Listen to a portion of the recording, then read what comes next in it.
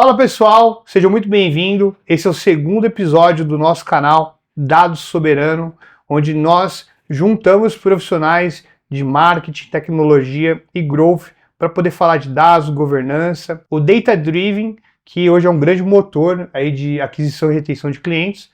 Hoje nós estamos com a galera da rede, com o Davi, o David e o Felipe, e hoje nós vamos falar de performance para casas de bets.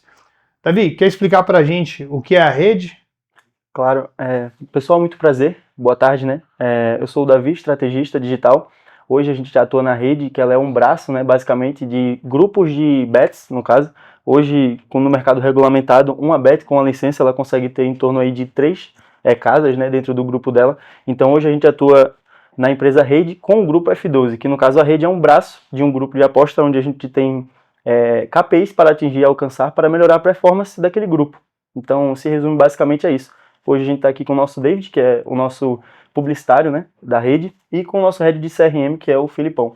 Que massa, que legal. E pelo sotaque a gente já vê que vocês não são daqui, né, Fê? É todo mundo de fora ou tem alguém que é de São Paulo? Eu sou de São Paulo, mas eles são do Recife. Isso, eu e o David é de Recife, Pernambuco. Como que vocês vieram parar aqui? Como que chegaram em São Paulo? Eu sei que vocês moram em Alphaville, né? Sim. E tem um glamour do digital, de morar em Alphaville, Tem esse sonho americano. Outra pegada. Conta pra gente como é que foi essa transição. Cara, começa tu. Então, pessoal, antes de começar, o Davi vai fazer aqui o primeiro movimento do nosso xadrez. Os três vão representar as peças brancas. Eu represento as peças escuras. Mas aqui, apesar de termos um nível de competitividade, a gente preza, então, pela amizade, né? Então, a gente vai jogar aqui. Valendo R$1.000. Valendo R$1.000. Já que estamos falando de bet, né? Dando mais justo do que iniciar com um aqui. Né? E vamos trocando ideia ao longo do caminho. Então, Davi, por gentileza, faça seu movimento e nos conte sua história. Vamos lá, né? Vamos iniciar com uma peça que representa um animal que eu gosto bastante. Cavalo. É o cavalo. É Boa. clássica. Então tá, eu vou avançar aqui então. Show. Beleza. Sim, ó. Sem tempo, né? Sem tempo, vai. Vamos tentar fluir. Cara, eu comecei falando que cavalo representa um animal que eu gosto muito, porque eu sou de Pernambuco, né? Recife. E eu sempre vivi muito nesse meio agro, porque minha família tem fazenda e tal. Mas em 2020, quando eu estava finalizando meu ensino médio, eu conheci o digital. Eu já conhecia, claro, através da internet, mas eu nunca acreditei na promessa fácil de ganhar dinheiro com o seu celular só apenas, em qualquer lugar do mundo. Então eu tive que realmente ter um nível de conscientização muito maior através das pessoas dos plays que eu acompanhava, né, para poder entrar de fato. Na época eu terminei o ensino médio e queria ser militar. A maioria da minha família então eu buscava um pouco disso, estava para concurso e estava ali na pegada. Então foi bem um plot twist na minha vida, assim, um momento de decisão, né? Porque eu tinha que abandonar, acho que 2 anos de estudo frequente, né? Uma bagagem que eu tinha ali para poder passar na prova, para cair de cara em algo que eu não conhecia, que era um mercado totalmente desconhecido, principalmente lá, né? E pelo meu meio. Então, em 2020 eu acabei conhecendo digital, vi que não era aquele glamour todo que o pessoal falava, mas eu tomei a decisão de colocar para frente aquilo. Então, naquela época eu iniciei com agência de tráfego pago, né, para marketing. E foi quando a gente conheceu o mercado de bet em 2022, se eu não me engano, após a gente já ter um certo sucesso com isso. Eu digo a gente, porque a gente iniciou como um grupo, né? Eram 4 amigos na época. Era o Júlio, que faz parte hoje da nossa empresa, é o nosso CEO, basicamente. Ele está, inclusive, hoje lá em Portugal, representando a gente, a rede, né? E o nosso grupo num evento de Lisboa, né? Que é um evento de iGame, de bet. O David, que estava com a gente, e o Eduardo, que hoje é o nosso design, também trabalha com a gente. A gente iniciou isso em 2020, quando a gente iniciou, né? Comprou o curso do Finch, do Thiago Finch, que vocês conhecem. Massa. O Nômade Milionário? Nômade Milionário, primeira edição. Legal. PLR. Um cartão parcelado em 10 vezes no cartão do pai Dudu. Inclusive, tem que a gente detalhes tinha nem aí, dinheiro né, pra pagar. Porque nossa família não aceitava, né? A gente falando que eu trabalho com a internet, que é isso, menino, tá enlouquecendo. Então, como é que eu ia comprar um curso, sei lá, de R$3.000 do nada, assim? Foi algo que é desconhecido. Foi 5 mil na época, 5 né? mil, a gente nem tinha dinheiro, inclusive. Falei com o pai Dudu, que era o cara mais flexível, vendi o sonho e falei que a gente ia botar pra frente. Ele acabou passando no cartão e todo mundo parcelou ali pagando. Massa. Entrando lá, a gente viu que tinha que ter dinheiro para investir no digital, não era tão fácil assim. Então, por isso que a gente criou a agência, porque a gente queria monetizar dentro do digital para poder continuar tocando a empresa dentro do digital, que no caso, naquela época, era colocando PLR, infoproduto, algo do tipo. Mas Deixa eu jogar, né? Pra gente não ficar Eu parado. vou jogar. Vai, Felipe, ajuda teu parceiro aí. Não, Vocês que escolheram que iam jogar os três E se contra o David mim. quiser ir complementando, eu agradeço. David, Tô analisando aqui. Fica Ele tava tranquilo, aqui. Os odds. não tenho esse conhecimento. Show, continua aí tua linha de raciocínio. Bem, Agência Então- de marketing. exato. Quando a gente estava nesse período de agência de marketing, a gente já estava em torno de 30 clientes na época, já estava performando bem, mas a gente não queria colocar para frente a ideia de ter uma agência, porque a gente queria vender infoprodutos que o mercado de serviço naquela época Insalubre. exato, tinha uma concorrência muito grande, V4, etc. Então, claro, cada mercado, cada camada, mas a gente visava realmente monetizar ali para poder jogar em outro negócio.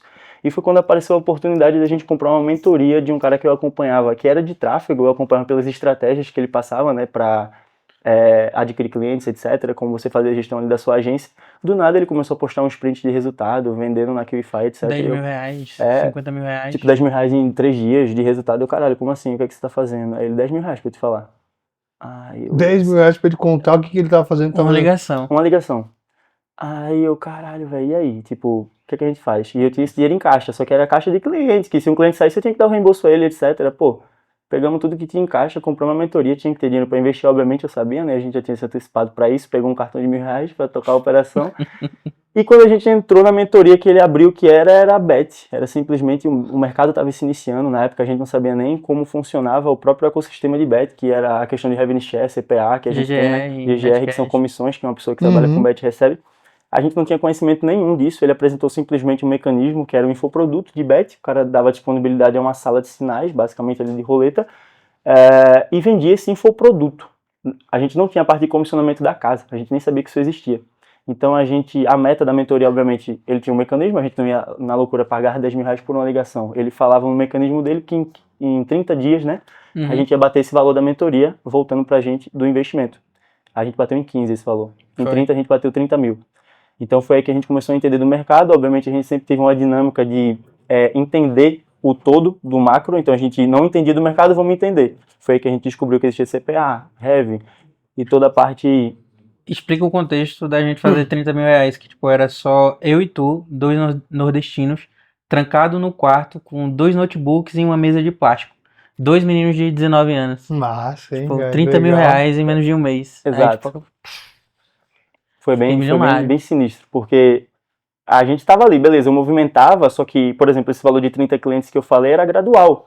Do nada a gente fazia isso em uma semana, o que eu estava fazendo no mês com a agência, tipo, bizarro, né? Então vocês saíram de uma agência que entregava performance para outras empresas Isso. Uhum. e começaram a produzir a própria receita ali, a margem, a partir das Perfeito. afiliações Sinceramente. Exatamente. dessas casas de... Mas primeiro você começou vendendo, tipo, a sala de Serviço. sinal da roleta. Isso, o infoproduto na época era sala de sinal. Você pagava, e inclusive era bem caro baseado no que o mercado vende hoje. Inclusive hoje eu não acho nem que ninguém vende isso, né? Uhum. Na época era tipo, sei lá, 497, uma sala, o acesso disso. Uhum. Depois isso reduziu para 29,90, 19,90, só para você ter o front ali do cliente. Obviamente a sofisticação do mercado aumentou e hoje, né, o cara tem acesso a essa sala gratuitamente, mas Sim. na época como o mercado foi sofisticando, ainda não estava tão sofisticado, melhor dizendo, a gente aproveitou essa onda, né, esse boom, por isso que o resultado foi tão grande em um espaço de tempo tão curto.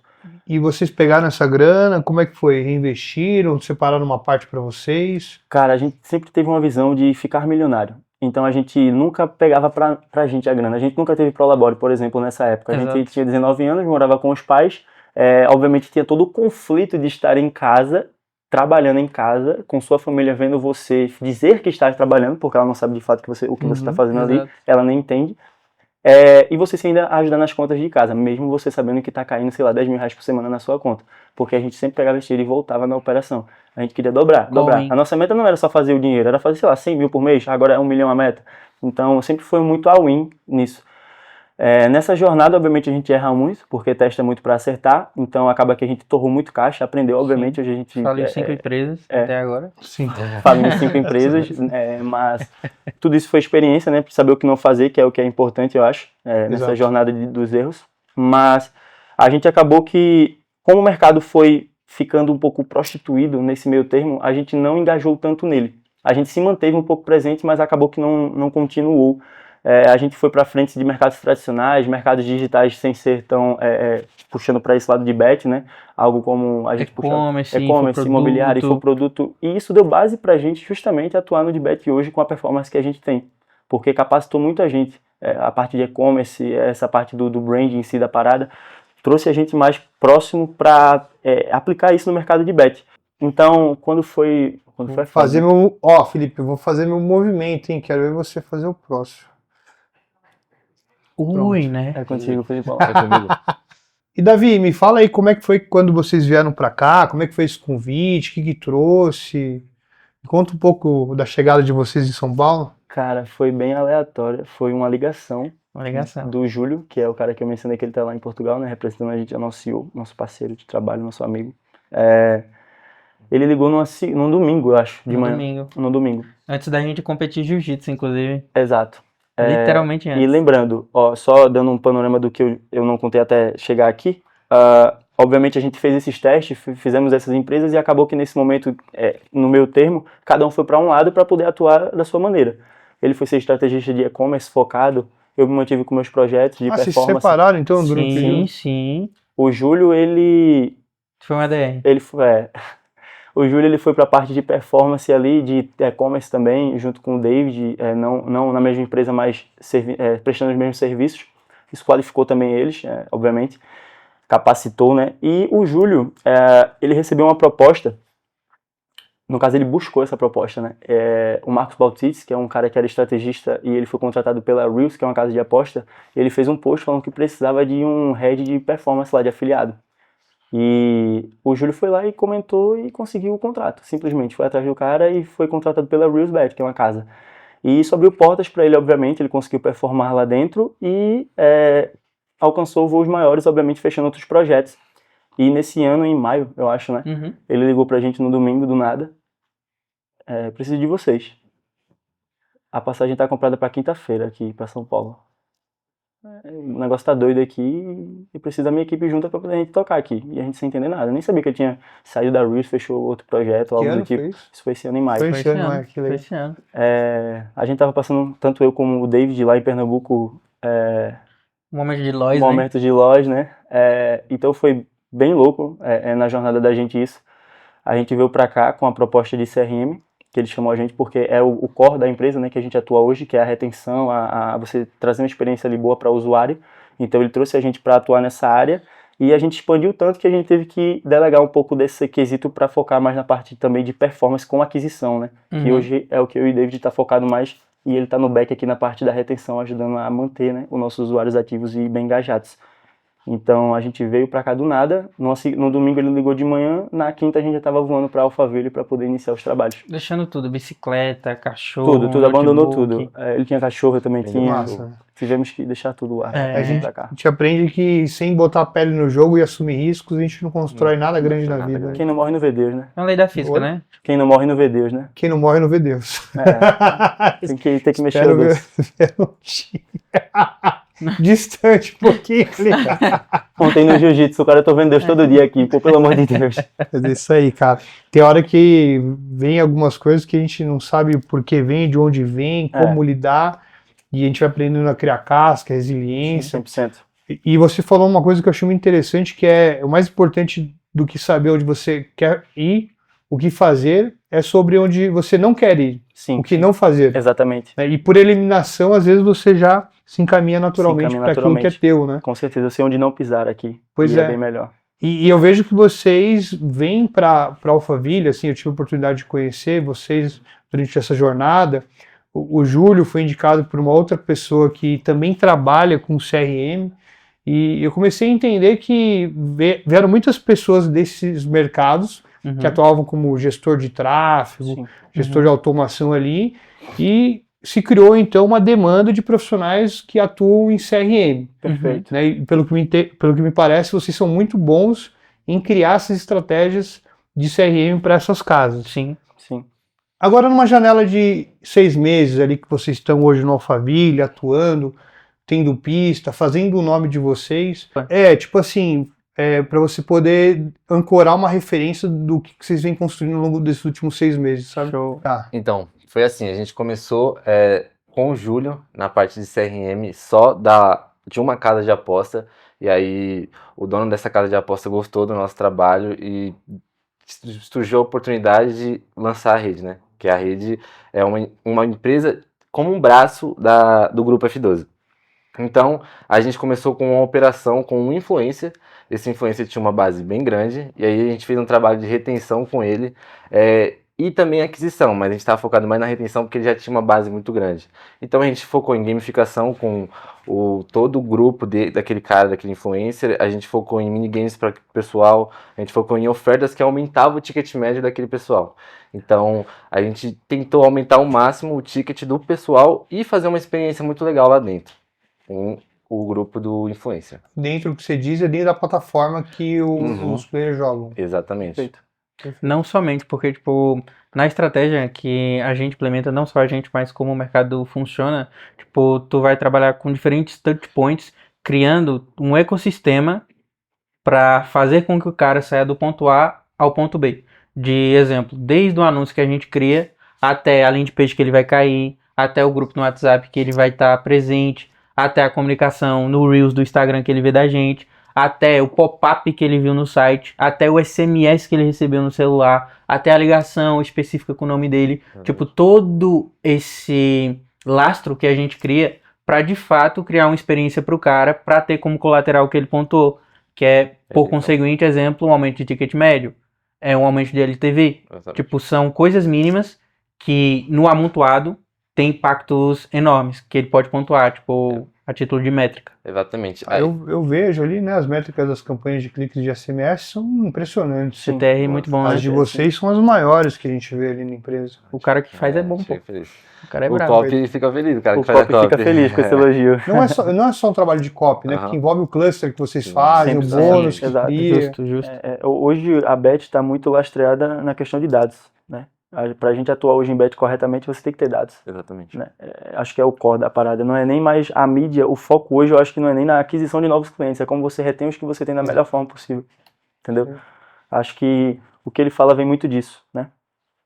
Aí antes da gente chegar nesse cenário de tráfego, de landing page, o que ocorreu? O nosso influencer que tinha essa base ele saiu do negócio, então a gente tinha uma nova missão, que era focar em duas outras métricas, que era registro e FTD, coisa que a gente não se preocupava, porque a gente tinha uma base muito grande. Então foi aí que a gente entrou com as estratégias de Davi, a estratégia de David, de Júlio, para a gente gerar mais aquisição para poder reter ele lá na plataforma. E aí que entra a estratégia dos meninos aqui.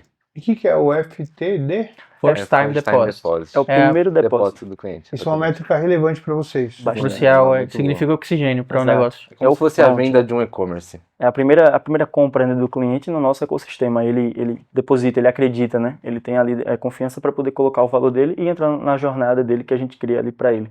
E vocês têm uma métrica assim de antes e depois? Pô, a gente pegou a operação, tava X e hoje tá Y. A gente usa o incremento de ticket médio para isso. O cliente, ele geralmente tem um ticket, um depósito, como o FTD dele pode ser, sei lá, R$10. Então, o objetivo do CRM é aumentar esse ticket com ofertas que sejam atrativas e uma experiência muito boa para que faça ele pegar aquela oferta, por exemplo. O cara, em vez de gastar 10, gastar 30, 20, 80. E aumentando mais. gradualmente isso. Mas isso a gente consegue com dados, porque, Exatamente. como você falou, a nossa taxa de cliques é muito alta na nossa ferramenta de disparo, justamente porque a gente sabe o que aquele cliente gosta. Então a gente analisa esse comportamento dele dentro do site, a gente vê qual jogo ele mais gosta, a gente vê a recorrência que ele tem, quais os valores que ele costuma jogar. Então fica muito mais personalizado e a margem aumenta muito mais de acordo com isso, entendeu? A gente consegue, por exemplo, o ticket médio não, o valor médio do usuário que ele deposita ali diário é R$1.000. A nossa ideia é botar 1.100, um exemplo. Porque R$100 num conglomerado no mês vai fazer uma diferença brutal na nossa margem, absurdo. Existe algum número mágico que vocês alcançaram que foi um grande marco para a rede poder ter atingido esses números? A gente tem muitas metas, de várias métricas importantes para o nosso negócio.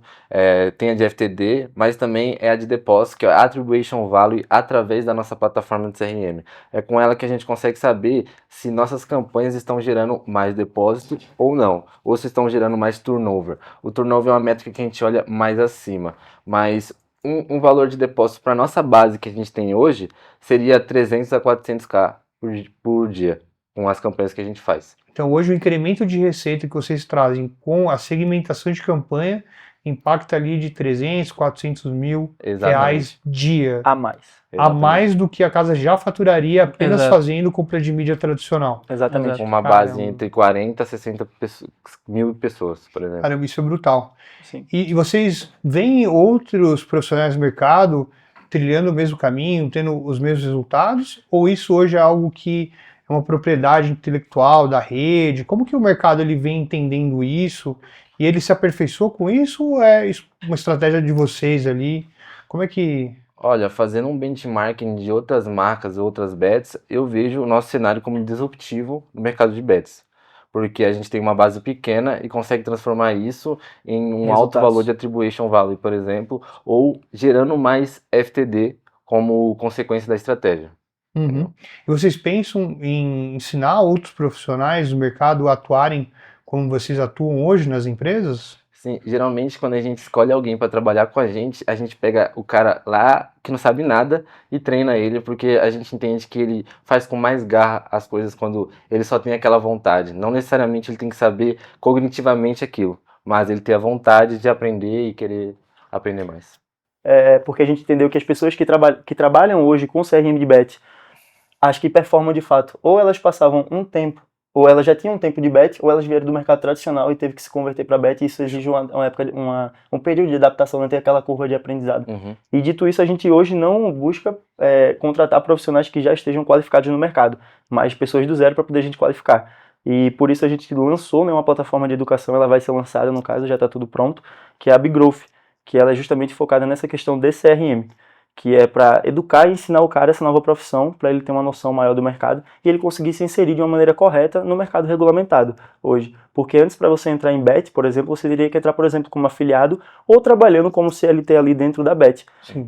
Mas você entrando como CRM, você entra numa parte mais focada em performance, que é basicamente, eu acho que o coração da empresa ali, entendeu? É o que vai fazer ela movimentar. Então, a gente vê isso como um atributo muito de valor para a sociedade, para pessoas que querem...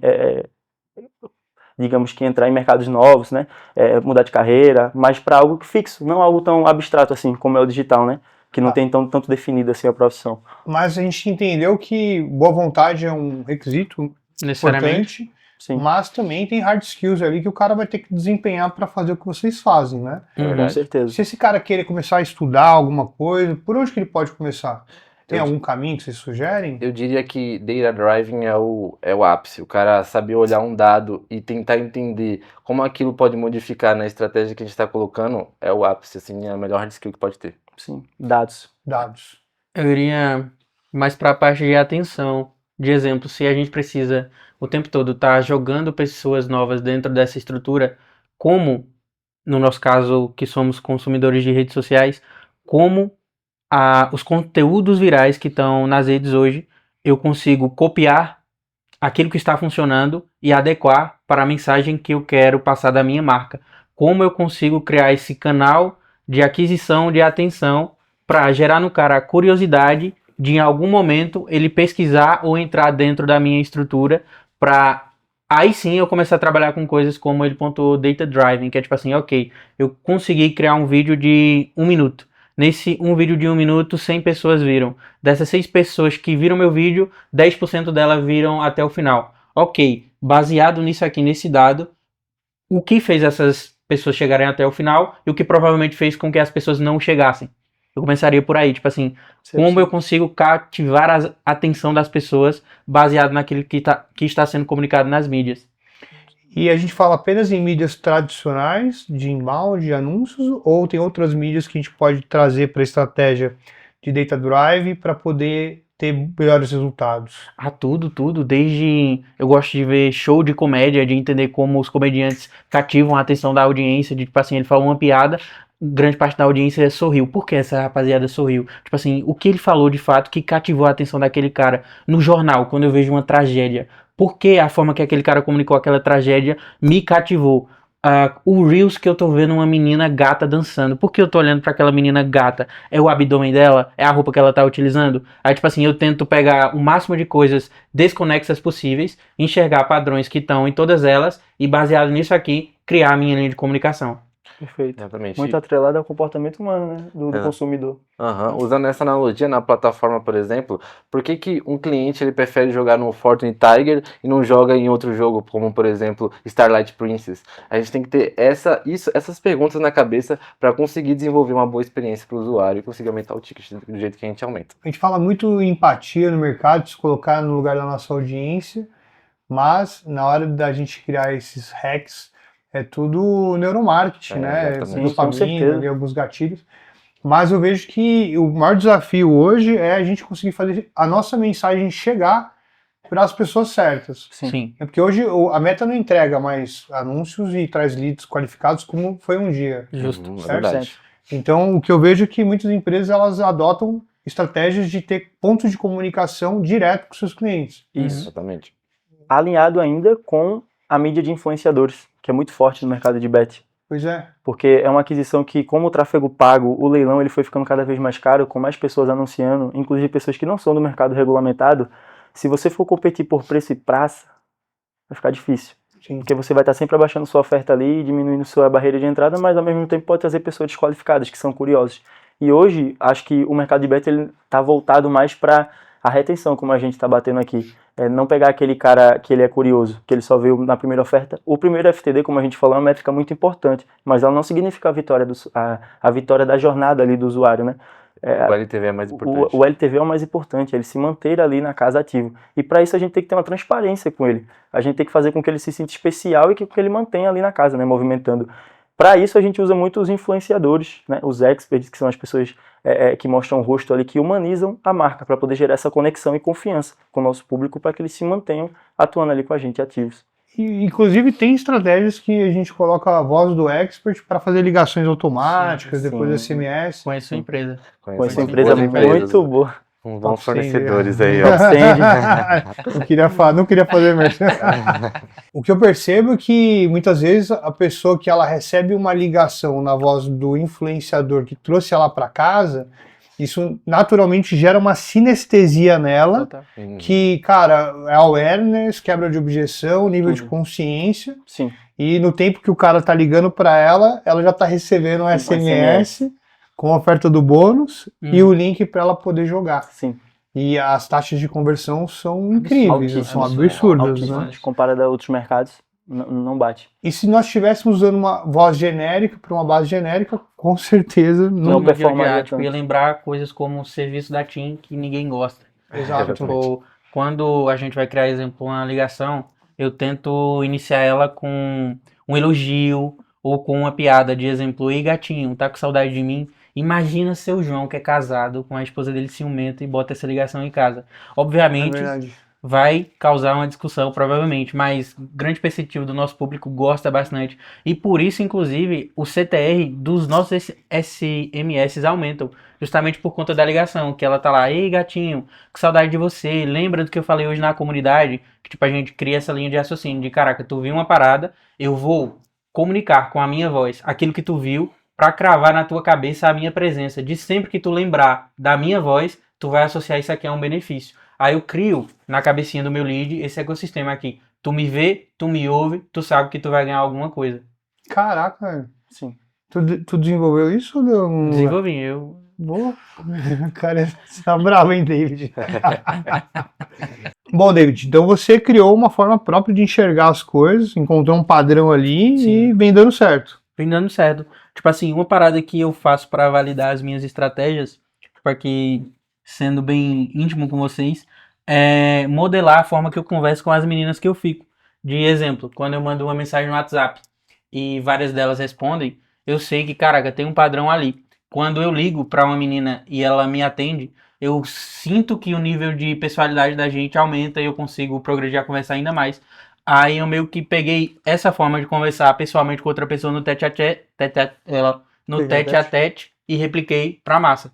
Ele fica analisando a taxa de conversão com as Com as- namoradas dele. Da relação Tinder. Aham. Ele vai lá no Tinder, ó, dei 100 passadas aqui, gerou 30 10 conversão, contatos. taxa de Exatamente. conversão tal, Consegui ligar pra Consegui ligar 10, pra das 10. 10, 5 atenderam, Então, saí com 3. Essa copy saiu funciona. com 3. Converteu. Essa Das E 3. quanto você levou pro gol? Aí só Deus sabe. Isso aí. É isso aí. Ô, David, tem uma pergunta para você Fala que é o comigo. mago aí. Até onde a gente consegue personalizar a jornada do jogador, entendendo o comportamento dele, onde a dopamina pega, que call to action faz o cara ir lá, depositar e jogar. Como é que a gente constrói toda essa jornada sem perder a humanidade, sem perder a humanização ali, né, dessa automação que tem como objetivo impactar um certo número de pessoas para buscar um resultado? Tu fala isso a título de fluxo de chatbot, coisas assim, ou tu fala a título de estratégia? A título de estratégia, a título de estratégia macro ou até personalizações ali individuais? Como é que você olha a jornada a partir da humanização? Eu acho que o ponto crucial é enxergar a priori os possíveis gaps que vão ter. Porque, exemplo, quando tu vai utilizar, vou dar um exemplo prático, uma ferramenta de automação, necessariamente é uma parada lógico. Só que o ser humano não é lógico. Se eu criar a minha linha de comunicação baseada no que a ferramenta pode me fornecer, provavelmente eu vou me frustrar. Então, o que eu tento fazer é diminuir ao máximo a intervenção da máquina na jornada, porém utilizar a intervenção da máquina como qualificação para a jornada acontecer. O que eu quero dizer com isso? De exemplo, a gente vai fazer um disparo para ativação de uma base X.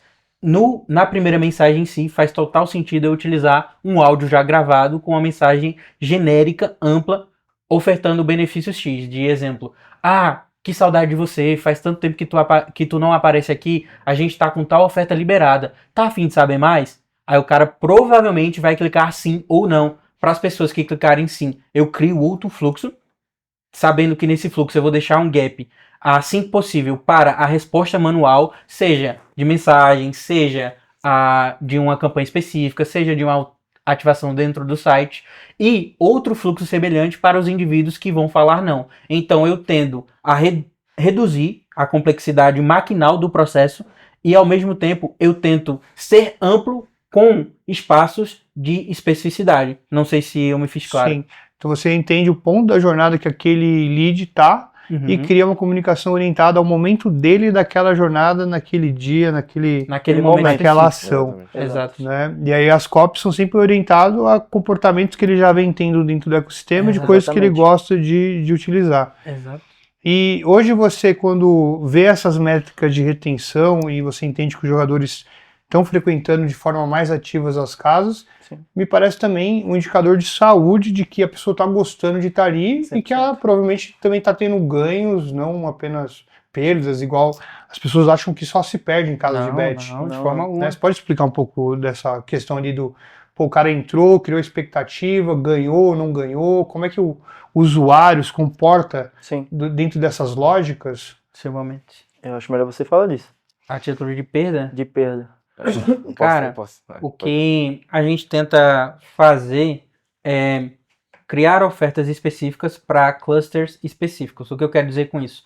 A gente tem dados como o poder aquisitivo de um certo percentil da minha base. Perfeito? Eu não vou criar uma oferta que vai ser exorbitante a título de custo para aquela base ou ínfima a título de custo para aquela base. O que eu quero dizer com isso? Se o cara tem um ticket médio de R$25, eu não vou criar uma oferta de 5 mil para esse cara. Não vai fazer sentido, mas ao mesmo tempo não vou criar uma oferta de 2. Eu vou necessariamente trabalhar com o poder aquisitivo do cara para proporcionar uma diversão correspondente a isso.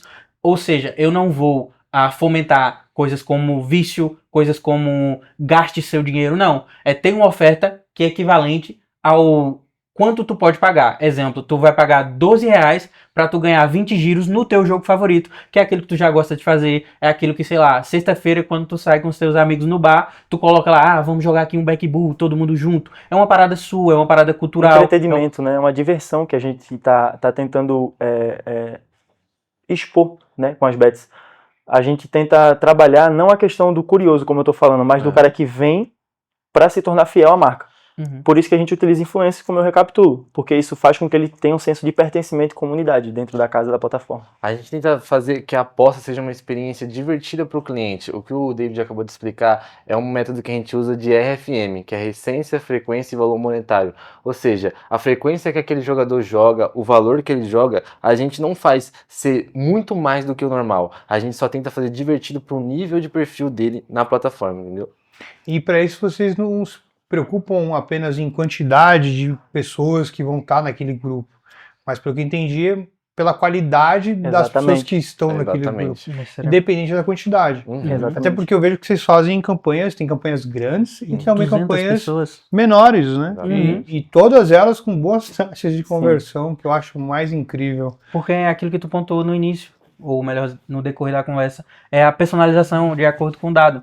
De tipo assim, eu sei que tem 100 pessoas na minha base de 1 milhão de pessoas, que essas 100 pessoas tendem a se comportar de uma forma específica. Por que eu vou comunicar com essas 100 pessoas aquilo que eu estou comunicando de forma genérica? Não faz sentido. Aqui eu só estou gastando recurso da minha operação, seja com disparo, seja com a folha do cara que vai escrever aquele SMS, do indivíduo que vai disparar aquilo ali, não faz sentido. Tipo assim, tanto a título empresarial quanto a título de comunicação, faz sentido eu ser o mais específico possível na medida do possível em si. A gente fala de forma personalizada, não de 1 para N, você fala de 1 para 1. Exatamente. Quase que de 1 para 1. E deixa eu te perguntar uma coisa. Pô, deixa eu ver o movimento do Davi aí, senão daqui a pouco ele me pega de surpresa. Não, Pronto. não. Só voltar. É só voltar. Não. Deixa eu fazer minha jogada aqui. Nossa, Eu mano. tenho uma pergunta interessante para você, David. A gente vê que existem casas que não são reguladas. Uhum. Sim. E, inevitavelmente, a gente acaba competindo pela mesma visibilidade, Sim. né? Quando essas casas 100%. também jogam no mar aberto, fazem spam, né? Coisa que a gente Sim. não gosta de fazer, a gente gosta de personalizar. Perfeito. Normalmente essas casas têm ofertas bem agressivas. Bem agressivas. Eles apelam. E como que vocês lidam com isso quando às vezes um lead não tem aquele nível de consciência de entender que tem alguma coisa que vocês fazem aí para mitigar esses riscos de perder os clientes e até os clientes se frustrarem por jogar em casas que depois não vão pagar? É exatamente Esses esse bônus, o ponto né? que a gente bate muito, né? Porque, como eu falei, pra gente hoje fidelizar um cliente, a gente tem que ter muita transparência com ele. Não é só muito do que a gente entrega, não é sobre o ecossistema só que eu forneço pra ele. Do que eu digo que eu vou dar, melhor dizendo, é o que ele precisa de fato ver que está acontecendo com ele. São esses benefícios exclusivos que eu passo para ele, etc., que uma casa não regulamentada não consegue.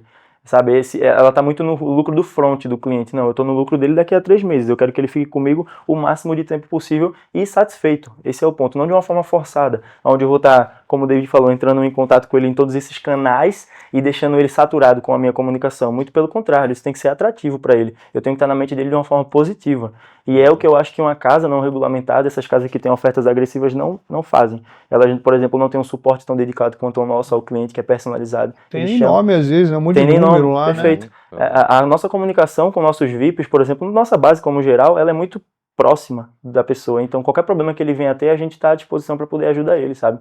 Então, eu acho que essa relação com as casas não regulamentadas, elas não têm essa conexão com o cliente que a gente tenta estar trabalhando, né? Que a gente vem fortalecendo. E o grande ativo hoje de uma casa, pelo que estou entendendo, é a própria base de CRM da casa. Com Necessariamente. toda certeza. Né? E isso tem que ser visto com muito cuidado, até porque se você coloca isso na mão de prestadores de serviço que você não confia, é um risco até de você perder eficiência e performance 100%. nas suas próprias operações. Nosso Falir ativo, né? seu próprio negócio, porque, exemplo, um cliente necessariamente é um indivíduo que já comprou de tu, certo? Certo. E uma venda é um processo de criação de credibilidade. Para tu comprar de mim, necessariamente eu tenho que fazer com que tu confie em mim de uma forma progressiva, porque o ato de tu depositar, de tu me dar uma certa quantia financeira, significa que tu confiou em algo que eu estou falando, fazendo. Então, quando uma casa maltrata os seus clientes, necessariamente ele desce nessa curva de credibilidade, ou seja, quando a gente coloca tempo nesse gráfico aqui, ele só tende a perder. Uhum.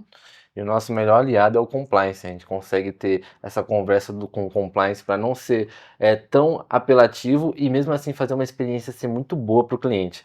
Então, a gente, o CRM, eu falo que é o coração de uma bet e o compliance era como se fosse a veia arterial ali, porque a gente atua em conjunto, sabe? Teve inclusive o nosso convidado William, que ele é CEO de um grande grupo, e ele é um cara que vocês conheceram, né? Sim, Batemos um papo ali. Um cara veio de empresa de segurança, veio de Meta, inclusive, e ele levantou a mesma bandeira que o Felipe, que o grande aliado hoje de uma bet regulada é o compliance. E aí eu perguntei para ele como que era a arquitetura do time dele para olhar para isso.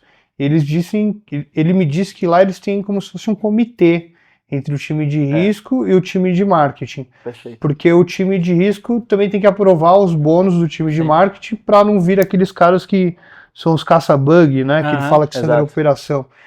Vocês têm esse rolê também aí no dia a dia de vocês? Inclusive, hoje a gente ia soltar uma ação que eu comuniquei durante toda a semana, mas de acordo com o time de compliance a gente não vai poder. Aí, como eu te falei, a venda é um processo de credibilidade. E qual vai ser o teu desafio no dia a dia?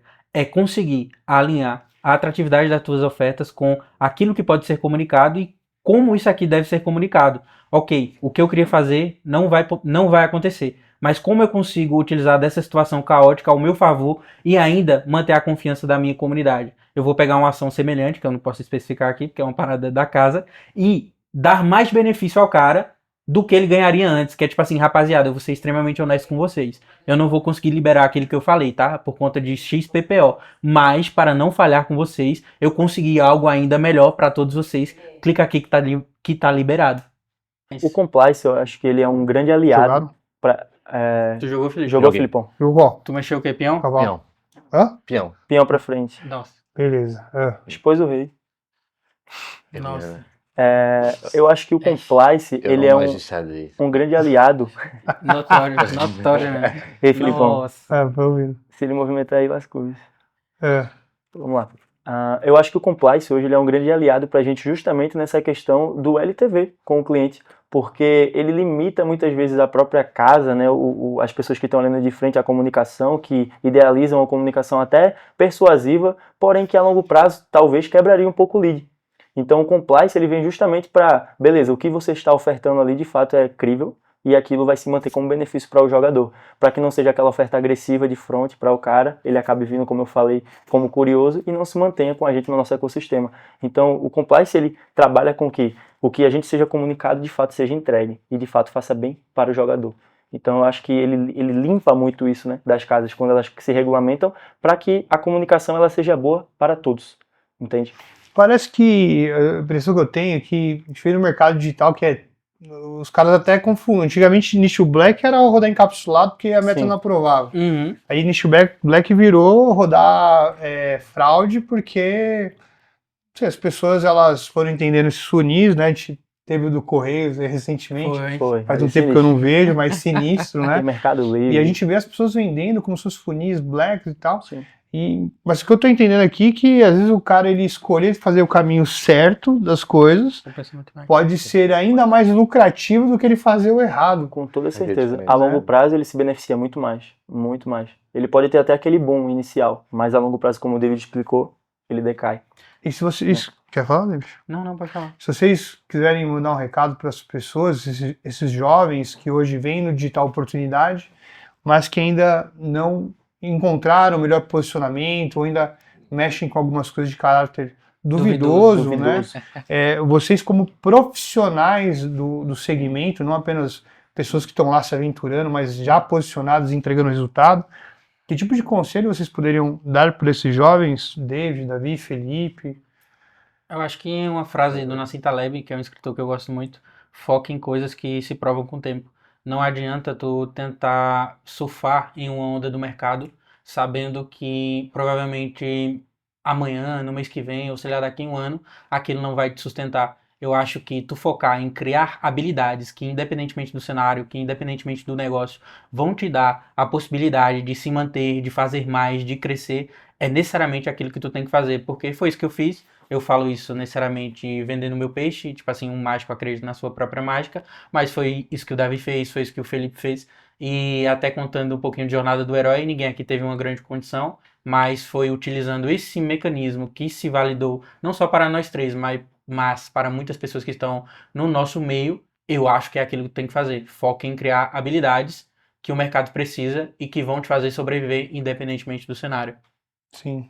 O Taleb fala muito do cisne negro, né? Sim. E para a gente ser antifrágil e aproveitar o cisne negro, antes a gente precisa ser robusto. Sim, Né? Acho que o compliance fala muito sobre robustez. demais. Sim. Né? E você, Davi, quer deixar um recado para esses jovens aí do digital que querem encontrar o mercado ali nas bets, uma possível profissão? Cara, eu reitero tudo que o David falou e eu pontuo que antes eu não iria muito por essa vertente, porque como a gente sai de um lugar do negativo, não é nem do zero, a gente acaba buscando caixa inicialmente. Eu não sei o momento que você está passando aí na sua vida, não vou falar aqui só para você focar em projetos a longo prazo inicialmente, só porque seria bom a longo prazo, porque a situação que você está hoje eu não sei como você se encontra. Então eu acredito que o que o David fala em relação às suas habilidades, elas sim vão lhe manter vivo. Independente se o projeto for a curto prazo, a longo prazo, claro, a longo prazo vai ser muito mais benéfico para você. Não sei a situação que você se encontra no momento, mas o que eu aprendi, né, nessa jornada até o momento é que o gasto de energia ele vai ser o mesmo, no negócio a longo prazo ou a curto prazo. E como você vai gastar essa energia da melhor forma, entendeu? Então eu acho que é muito disso. Se eu vou colocar aqui meus esforços todos em um projeto que ele pode acabar daqui para amanhã, ele é altamente lucrativo para mim, mas ele não tem uma longevidade. Então eu prefiro gastar esse esforço em algo que de fato ele se pague e se comprove com o tempo, porque ele vem muito mais sólido.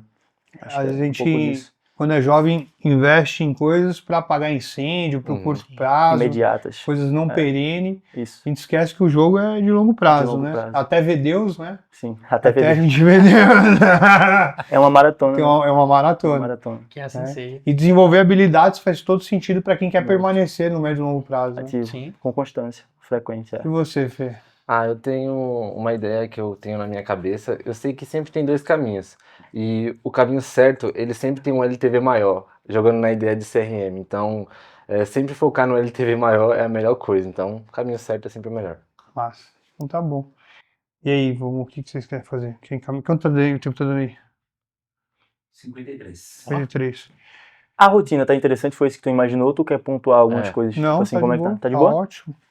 Eu só tô pensando que pode acabar a gente não terminando o jogo. A gente faz o fechamento. Ó, gente, a gente não vai terminar o jogo hoje aqui. Caramba. Ou se partida vocês deles, não. quiserem terminar o jogo, a gente faz um sprint assim pra... Sim, pra terminar. É, E aí, Devil? senão o vídeo vai ficar muito longo. Cara, esse jogo pra mim tá uma lição de vida, mano. A gente pode discutir sobre o jogo, virar pauta. Porque Apanhando que se aprende. isso aqui é a movimentação de uma cabeça só, de um organismo vivo, pensante. Isso aqui é caos, tá ligado? Isso aqui são diferentes organismos egocêntricos, cada um com a seu desejo, com a sua vontade, tá ligado? Pois é. Mas conhece o Gestalt? Já ouvi O falar. Gestalt, ele fala que o todo é mais do que a mera soma das partes. Mas a soma das partes é o todo. Então, Nossa, vocês são como somas de partes que estão Não está um jogando e eu tô como acrescentam um o todo. todo aqui. Que embarca meus 300 jogos do chess.com lá. Que não é muito, né? A gente sabe que quem gosta de xadrez, né? Tem números bem melhores. Mas então a gente vai deixar esse jogo para um próximo dia? Eu acho Sim, necessário. Vai terminar esse bate-papo, jogo tem que no refletir próximo sobre. papo. Encaminhando então para o nosso fechamento, gostaria de ouvir de vocês os planos da rede aí para esse ano de 2025, que está na reta final, o ano que vem. Como que vocês veem a empresa de vocês e o mercado e quais são os planos, aí, as expectativas para esse próximo ano de 2026? É criar um ecossistema e Um replicar. ecossistema maior, exatamente. Tipo, penso eu que a gente tem que criar, encarnar tudo isso que a gente está falando em pele e osso. O que eu quero dizer com isso?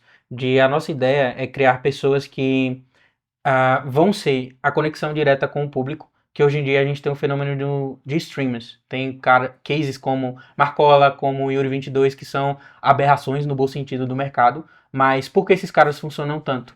Porque eles são a companhia que a gente precisa, eles são a tribo que o nosso público busca, porque o que a gente conversou mais cedo. Tipo assim, quando eu era criança eu via meu avô jogar no Jogo do Bicho, eu via minha família se reunindo no fim do ano para ver a Mega da Virada. Tipo, isso tá presente na nossa cultura, isso só se adaptou para a era da tecnologia, da informação rápida, e por isso slots funcionam tanto, inclusive, com fenômenos como Marcola, como Yuri22. Eu penso em encarnar tudo que a gente falou aqui, cuidado com o cliente, confiabilidade, aquilo que faz sentido a título de poder aquisitivo para o cara, em não uma só pessoa, mas em várias pessoas comunicando essa mesma mensagem. O que a gente quer, pelo menos no meu campo de vista, é criar várias pessoas dentro de uma estrutura e replicar isso, que vão ser aquilo que o cara, depois do dia de trabalho dele cansado na sexta-feira, vai chegar em casa, vai abrir o seu YouTube, colocar na sua TV da sala, que eu já vi vários relatos assim, e se divertir, comer com a sua família e brincar um pouco, rir de uma piada, e sei lá, vez ou outra, assim que possível, assim que tiver um poder monetário, fazer uma fezinha, porque é legal, é emocionante, é instigante, libera dopamina. O que a gente quer fazer é criar esse ecossistema de forma segura, de forma honesta, de fato, trabalhando com tudo que tu falou, com robustez, com compliance, com tecnologia, e replicar isso para o mercado. Perfeito. Top demais. Querem fazer mais alguma consideração? Disse tudo. Rapaz, ele falou tudo, ele reiterou. O David é um poeta. É um poeta, ele é um O escritor, poeta é é o papel um dele. poeteiro. Poeteiro. É só um bando de poeteiro. Demais. Então tá bom, pessoal. Vamos chegando ao fim.